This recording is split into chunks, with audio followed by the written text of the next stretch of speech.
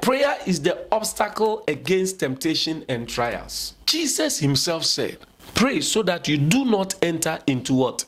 Temptation. So when you're a person of prayer, there are certain temptations, they won't come near you. And when they are even coming, prayer will block them. There are certain trials that you don't have to go through. Some of the trials we go through them by carelessness.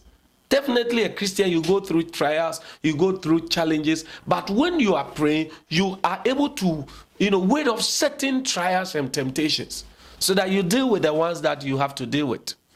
Because it's not every war you have to fight. It's not every battle you have to fight. It's not every challenge you have to go through. There are some they have to just find their way somewhere. Because when there are too much challenges on your way, it slows you down. One of the reasons for challenges and temptations and trial is to just break us down, prevent us from fulfilling the will of God or from going faster as we have to. So when you are a person of prayer, it becomes easier for you to go. There are times people may gang against you, especially if you're a leader. Even your own people may gang against you. Okay, but because of your prayer life, when they gang against you, their trials and whatever they want to raise against you, it gets destroyed.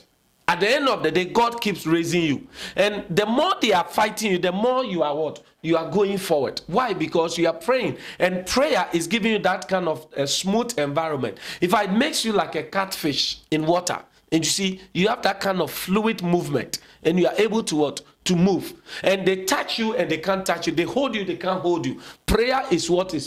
Taking you along. This ministry is a ministry of prayer. It's a ministry of prayer. Everything we enjoy is by reason of prayer. Because we don't have anyone to depend on. If you don't have anybody to depend on prayer. Don't go through what you shouldn't go through. Therefore, pray. If you don't pray, you are hurting yourself.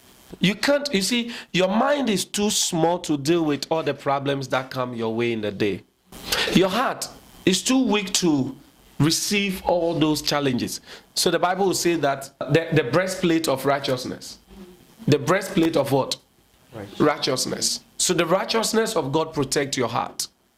So you must be a person of prayer. When he talks about all the armor now, he says that praying with all kinds of prayer. So if you're not praying, you are making yourself vulnerable. Amen. So the first thing, I said prayer is communication with God, number one. Number two, prayer is that part of the fellowship with God that includes taking commands and instructions from God and giving feedback to God. Prayer is the realm of the spirit where requests, petition, supplication, and intercessions are made. Number four, prayer is the means by which believers wage the good warfare. Number five, prayer is the obstacle against temptations and trials.